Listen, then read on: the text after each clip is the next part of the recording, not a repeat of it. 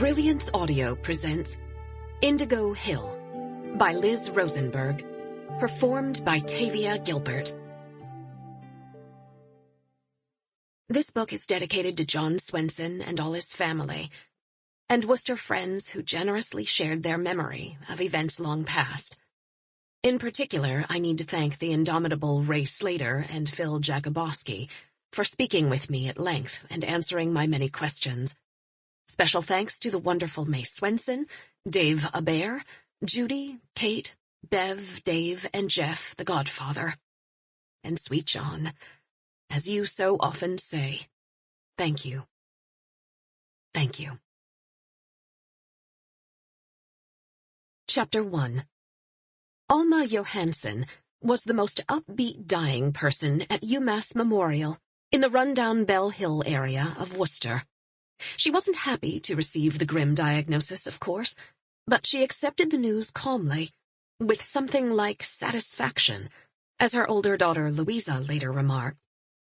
After the doctor finished his long, careful explanations, when he'd offered his soft-spoken consolation and apologies, it was a shame they hadn't caught this sooner, though pancreatic cancer was a tough one. Alma nodded and smiled. "I'm so glad I wasn't being a baby," she said. "I knew something was wrong." Michelle and Louisa, her two grown daughters, were holding hands while this medical consultation took place, in a room barely large enough for all four chairs. They had not held hands since very early childhood, and seldom even then as little girls. They were not so much holding hands now, as gripping each other's palms, trying to find something solid to hang on to. As soon as the doctor had finished speaking, Louisa let go.